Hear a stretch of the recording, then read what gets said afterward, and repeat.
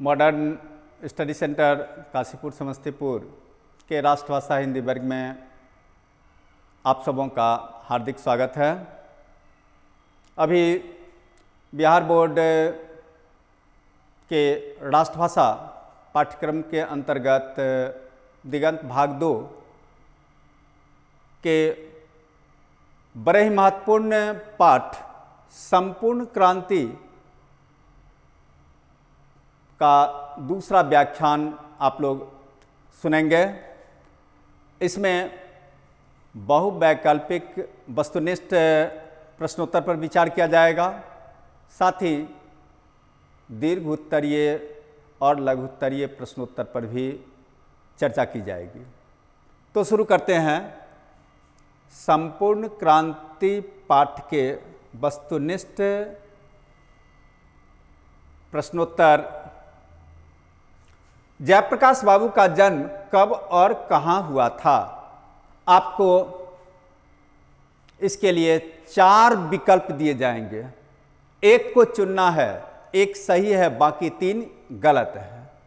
जैसे 11 अक्टूबर 1902 सिताब दियारा, 1903 ईस्वी रांची, 12 जून 1902 छपरा, 11 मई सिवान।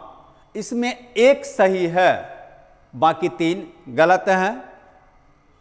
यह सही ए है, यानी 11 अक्टूबर 1902 ईस्वी को सिताब दियारा में जयप्रकाश बाबू का जन्म हुआ था, इसीलिए आपका उत्तर ए सही है। अब दूसरा देखिए, जयप्रकाश बाबू प्रसिद्ध हुए किस नाम से? तो पहला है जननायक, दूसरा है लोकनायक, तीसरा है खलनायक, चौथा है देवनायक। ये तीसरा चौथा का जो लफड़ा है या ए बी से भी आप कर सकते हैं। जान रहे कि ORM सीट पर ABC ही रहता है, इसीलिए आपको अभ्यास के लिए ABC ही दिया गया है। आप ABC के आधार पर ही अभ्यास करें। तो ए में है जननायक, बी में है लोकनायक, सी में खलनायक, डी में देवनायक। तो जयप्रकाश बाबू लोकनायक के रूप में हमारे बीच प्रसिद्ध रहे हैं, इसीलिए इसका उत्तर बी सही होगा। जयप्रकाश बाबू के माता पिता का नाम क्या था? इसी तरह आपको 4 विकल्प दिए गए हैं। फूलरानी, हर्षुदयाल, फूलमती, हरखुदयाल, फूलकुमारी, हरखुदयाल, फूलरानी, हरखुदयाल।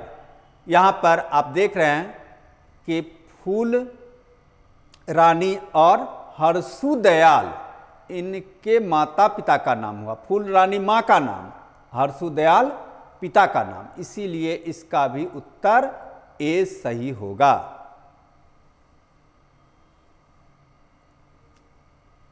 चौथे प्रश्न में देख लीजिए, जयप्रकाश बाबू की पत्नी का नाम।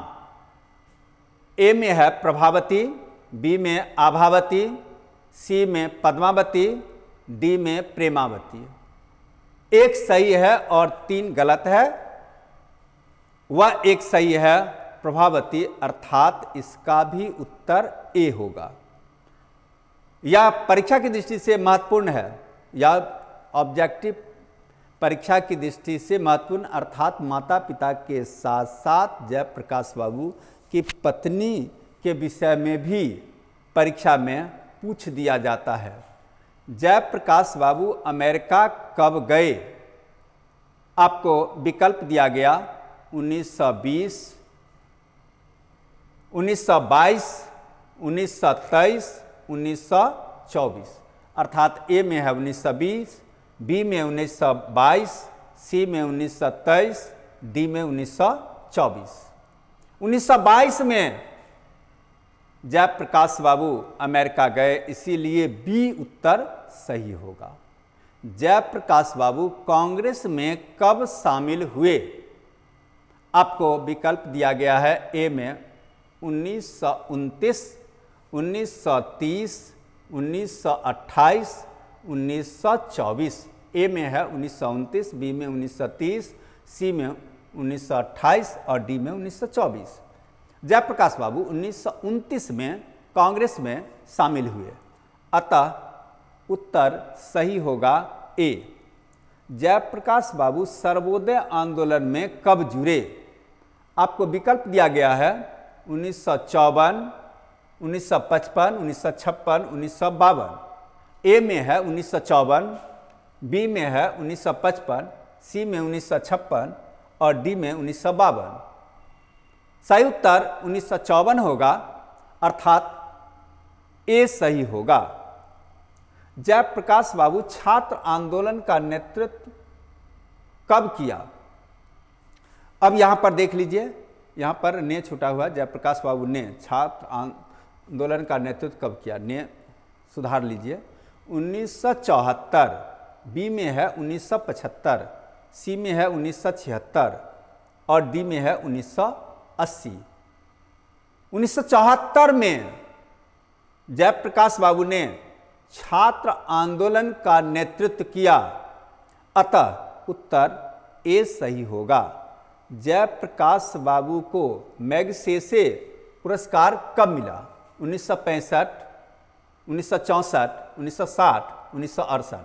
ए में है 1965, बी में 1964, सी में 1960, डी में 1968। 1965 में जयप्रकाश बाबू को मैगसेसे पुरस्कार मिला था, अतः सही उत्तर होगा 1965। जयप्रकाश बाबू को भारत रत्न सम्मान कब मिला? उत्तर नीचे होगा, देख लीजिए। 1998, 1995, 1975, 1976। ए में है 1998, बी में है 1995, सी में 1975, डी में 1976। यहाँ पर ए सही होगा, क्योंकि उन्हें 1998 में भारत रत्न पुरस्कार मिला था। जयप्रकाश बाबू का निधन कब हुआ? यहाँ पर आप देख रहे हैं 1979, 1978, 1975, 1974। ए इसका सही है, क्योंकि 1979 में जयप्रकाश बाबू का निधन हो गया था। जयप्रकाश बाबू के बचपन का नाम क्या था? 4 ऑप्शन दिया गया है, बाउल, मानू, सोनू, बिन्नू। ए सही होगा, क्योंकि जयप्रकाश बाबू को बचपन में बाउल कहा जाता। बाउल उनको प्रेम से बचपन में पुकारा जाता था, यानी बचपन में प्रेम से पुकारने का नाम बाउल था। अगला प्रश्न है, रिकंस्ट्रक्शन ऑफ इंडियन पॉलिटी के लेखक का नाम क्या है? आपको विकल्प के रूप में 4 दिया गया है। जयप्रकाश नारायण, जवाहरलाल नेहरू, मोतीलाल नेहरू, राजेंद्र प्रसाद। इसका उत्तर ए होगा, क्योंकि रिकंस्ट्रक्शन ऑफ इंडियन पॉलिटी के लेखक जयप्रकाश नारायण हैं। वेल्लोर में जयप्रकाश बाबू किनके यहाँ टिके थे? 4 ऑप्शन दिया, ईश्वर अय्यर, रामनाथ, प्रेमनाथ, प्रेम शंकर, रविंद्रनाथ। इसमें ईश्वर अय्यर के यहाँ जयप्रकाश बाबू टिके हुए थे, इसीलिए ए सही होगा। जयप्रकाश बाबू को रेणु जी ने क्या सुनाया? रेणु जी सामान्य तौर पर हमारे बीच अर्थात हिंदी क्षेत्र में आंचलिक कथाकार के रूप में जाने जाते हैं, यानी प्रसिद्ध हैं। ऐसी परिस्थिति में भ्रम के कारण लोग कहानी सुन जाते, कहानी समझ लेते हैं, लेकिन वास्तव में रेणु जी थोड़ी बहुत कविता भी लिखते थे और जयप्रकाश बाबू को रेणु जी ने कविता सुना दी, अर्थात इसका उत्तर होगा ए। यहाँ पर आपको सावधान रहने की ज़रूरत है। प्रायः लड़के कहानी में टिक मार्क कर देते हैं। आपको यहाँ पर ध्यान रखना होगा कि कहानीकार होने के बाद भी उन्होंने कविता सुनाई। दिनकर जी वेल्लोर में किनके यहाँ टिके थे? आपको ऑप्शन दिया हुआ है, रामनाथ, प्रेमनाथ, प्रेम शंकर ईश्वर दत्त। इसका सही उत्तर होगा रामनाथ। पूरा नाम है रामनाथ गोयनका। लेकिन आप ध्यान रखिएगा, जितना आपको परीक्षा में पूछा जाता है उसी में से सटीक चुनना है। यहाँ पर आप देख रहे हैं रामनाथ, प्रेमनाथ, इस तरह से 4 दिया गया। आप खोजते फिरेंगे रामनाथ गोयनका, मिलेगा ही नहीं। इसमें से यानी आपको जो विकल्प दिया गया है उन विकल्पों में सही का चुनाव करना है, तो यहाँ पर रामनाथ सही होगा। वैसे रामनाथ का पूरा नाम होगा रामनाथ गोयनका, लेकिन गोयनका नहीं है तो उसके लिए घबराने की जरूरत नहीं है। जो है उसमें से ही आपको एक चुनना है। दिनकर जी को दिल का दौरा पड़ने पर कहाँ ले जाया गया? आपको 4 ऑप्शन दिया गया है। Wellington nursing home, Khemka nursing home, Indian nursing home, Paras nursing home. Wellington nursing home उनको ले जाया गया, या बेलोर में ही है, बहुत तो वहाँ का प्रतिष्ठित नर्सिंग होम है, हॉस्पिटल है, वहीं ले जाया गया। अतः इसका उत्तर सही होगा ए। संपूर्ण क्रांति पाठ कहाँ से उद्धृत है? आपको इसका ऑप्शन दिया गया है। गांधी मैदान पटना में दिए गए भाषण, कानपुर में दिए गए भाषण, लखनऊ में दिए गए भाषण, हजारीबाग में दिए गए भाषण। यहाँ पर जो 4 ऑप्शन आपको दिया गया है उसमें से कोई एक चुनना है। यह बात तो स्पष्ट है कि संपूर्ण क्रांति भाषण का अंश है, लेकिन कहाँ के भाषण का अंश है वो आपको याद रखना होगा। गांधी मैदान पटना में दिए गए भाषण का यह अंश है, अर्थात यह उसी से उद्धृत है। जयप्रकाश बाबू ने संपूर्ण क्रांति के लिए पटना में कब भाषण दिया था? 4 ऑप्शन आपको दिया गया है। 5 जून 1974, 15 जून 1944, 8 जून 1974, 2 जून 1974।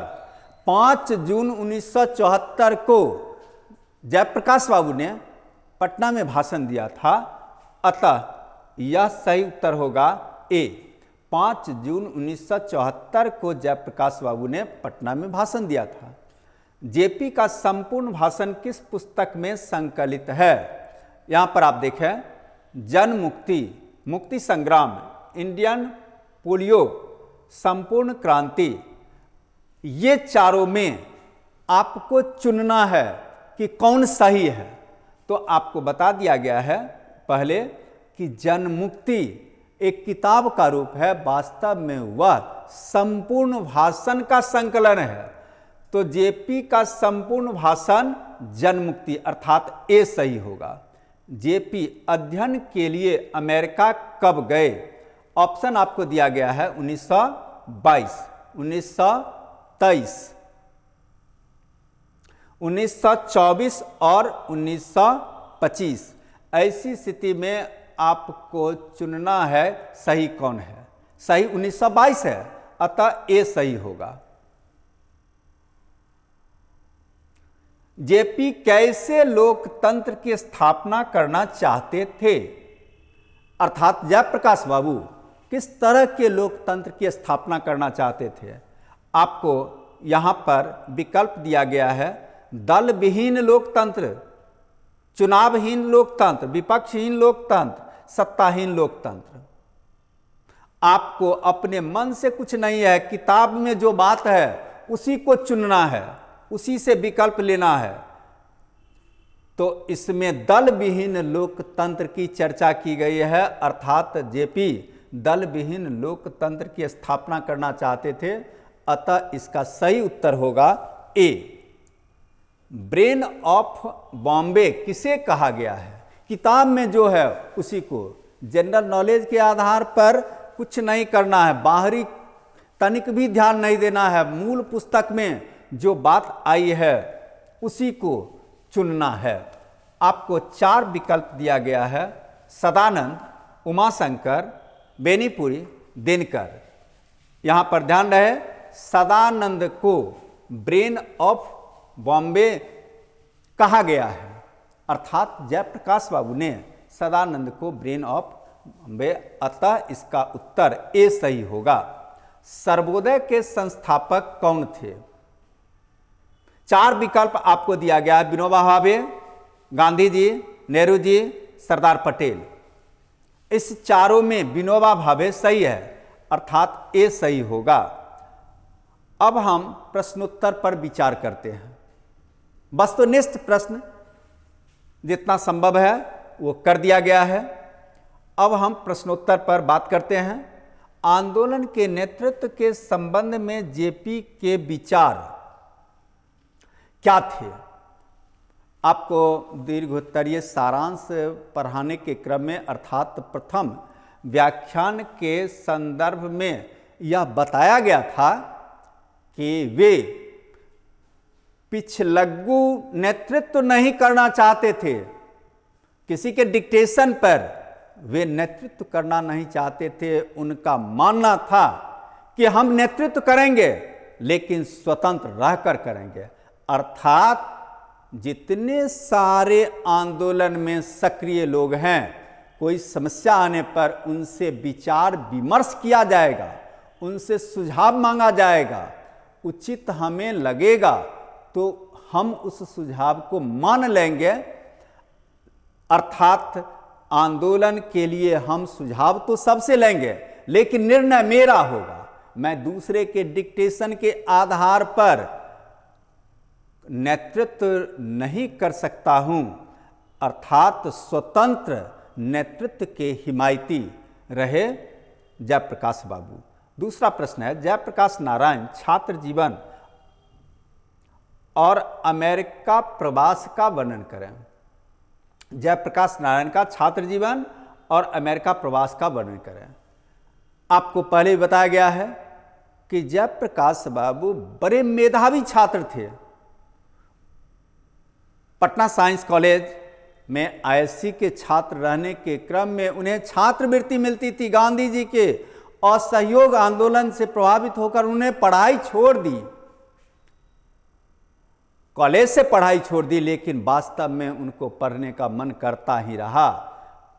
एक बार उन्हें मन हुआ बनारस हिंदू विश्वविद्यालय में नामांकन करा लें, क्योंकि मालवीय जी से वे बड़े प्रभावित थे, लेकिन फिर तुरंत उनके दिमाग में बात आई कि बनारस हिंदू विश्वविद्यालय को भी तो अंग्रेज के द्वारा अनुदान दिया जाता है, तो फिर उसमें पढ़ने का मतलब है कि अंग्रेजी सरकार को सहयोग करना, जो इन्हें मंजूर नहीं था।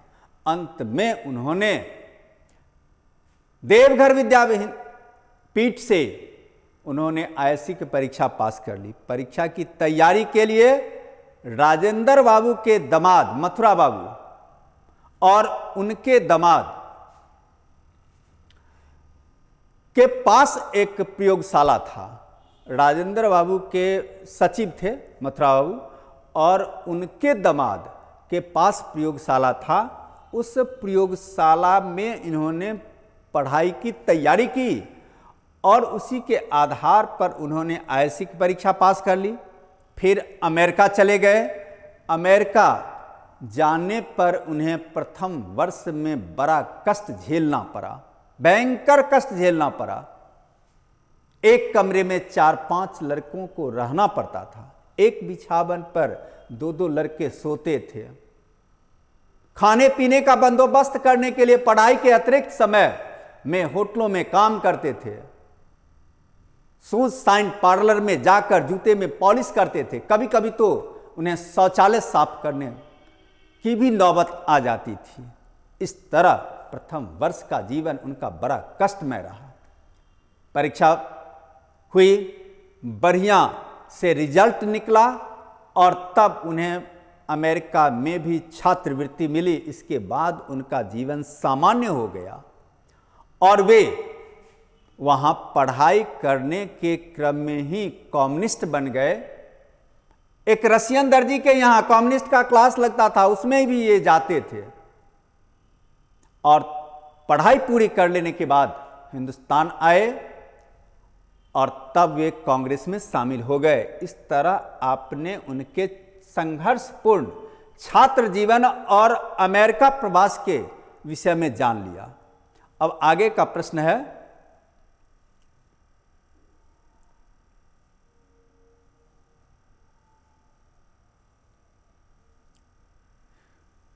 जयप्रकाश बाबू कम्युनिस्ट में क्यों नहीं शामिल हुए? आपको अभी तुरंत बताया गया है कि अमेरिका में जयप्रकाश बाबू घोर कम्युनिस्ट थे, बहुत बड़े कम्युनिस्ट। हिंदुस्तान में आने के बाद वे कम्युनिस्ट के बदले कांग्रेस को चुन लिया, कांग्रेस में शामिल हो गए। यह प्रश्न पूछा जाता है, बराबर पूछा जाता है। इसका उत्तर होगा कि कम्युनिस्ट में ही, यानी कम्युनिस्ट की पढ़ाई में ही यह सिखाया जाता है कि यदि आपका देश गुलाम है तो आजादी के लिए जो दल अग्रणी बना रहता है उसका सहयोग करना धर्म होता है, कर्तव्य होता है। उन दिनों भारत अंग्रेज का गुलाम था, स्वतंत्रता के लिए कांग्रेस अग्रणी रूप में आंदोलन कर रही थी। ऐसी परिस्थिति में कांग्रेस का साथ देना उन्होंने उचित समझा, इसलिए जयप्रकाश बाबू कम्युनिस्ट होने के बाद भी कांग्रेस में शामिल हुए।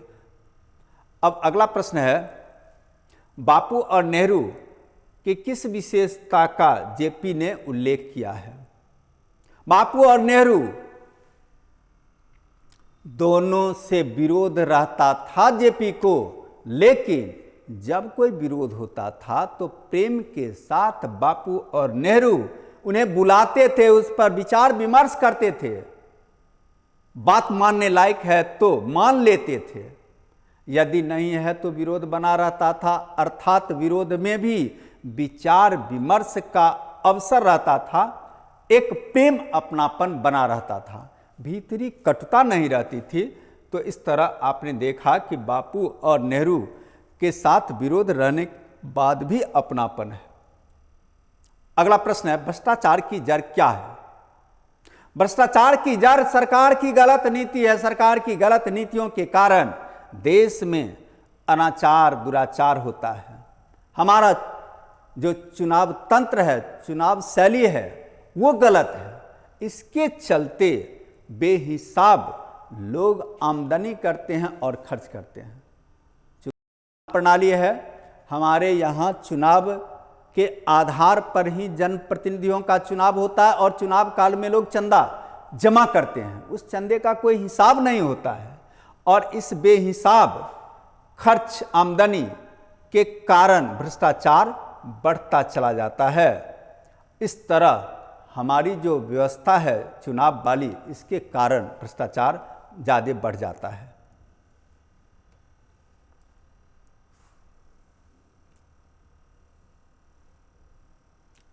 अगला है, दल विहीन लोकतंत्र और साम्यवाद में कैसा समन्वय है? दल विहीन लोकतंत्र भी कहता है कि देश में जो चुनाव प्रणाली है वो ठीक नहीं है। देश के ग्राम सभाओं के द्वारा जनप्रतिनिधियों का चुनाव किया जाए और वही प्रतिनिधि आगे चलकर अपने देश की सरकार का चुनाव करे। जो दल विहीन का मानना है वही तो साम्यवाद का भी मानना है। वे ग्राम सभाओं के द्वारा जनप्रतिनिधियों के चुनाव के पक्षधर रहे हैं दोनों, इसीलिए दोनों में संबंध साम्य है। उसका मानना है कि इस प्रकार के चुनाव से देश पर खर्च का बोझ भी कमेगा और निष्पक्ष चुनाव भी हो सकेगा, भ्रष्टाचार रुक सकता है। अगला प्रश्न है, संघर्ष समितियों से जयप्रकाश बाबू की क्या अपेक्षा है? वे संघर्ष समिति से चाहते थे कि समाज के हर स्तर पर, चाहे वह धार्मिक हो, राजनीतिक हो, आर्थिक हो, जहां कहीं भी अनाचार हो, दुराचार हो, जहां कहीं भी अन्याय हो, उसका विरोध किया जाए, उसके विरुद्ध आंदोलन की जाए, उसके विरुद्ध क्रांति की जाए। और इस तरह यह क्रांति सिर्फ राजनीतिक क्रांति नहीं होकर संपूर्ण जीवन के बदलाव के लिए क्रांति हो, अर्थात संपूर्ण क्रांति हो। इस तरह संघर्ष समितियों से वे संपूर्ण क्रांति की अपेक्षा रखते थे। चुनाव सुधार के बारे में जयप्रकाश बाबू के सुझाव क्या थे? उनका कहना है कि स्वच्छ और निष्पक्ष चुनाव होना चाहिए। चुनाव पर जो बेहिसाब खर्च किया जाता है, यह खर्च रुकना चाहिए, और यह खर्च रुकेगा तब जब ग्राम सभाओं के द्वारा आम नागरिक अपने प्रतिनिधियों का चुनाव कर ले। उसमें कोई पैसा नहीं लगेगा, कोई हेरा फेरी नहीं, और फिर वही प्रतिनिधि आगे चलकर अपने प्रतिनिधियों का चुनाव करे, अपने सरकार का गठन करे। इस तरह स्वच्छ और निष्पक्ष चुनाव होगा, और फिर उस पर कोई खर्च भी नहीं बैठेगा, कहीं कोई भ्रष्टाचार भी नहीं हो पाएगा। दिनकर जी का निधन कहां और किन परिस्थितियों में हुआ? दिनकर जी का निधन बेल्लोर के गोयनका, गोयनका मतलब यहां रामनाथ गोयनका, जो इंडियन एक्सप्रेस के मालिक थे, उनके यहां दिल का दौरा पड़ा। दिनकर जी टिके हुए थे बेल्लोर में रामनाथ गोयनका के यहां, वहीं पर रात में इन्हें दिल का दौरा पड़ा। 3 मिनट के अंदर इन्हें विलिंगडन नर्सिंग होम पहुंचाया गया। डॉक्टर पूरी तरह ऑपरेशन के लिए तैयार थे, लेकिन वहां पहुंचते पहुंचते इनके प्राण निकल गए।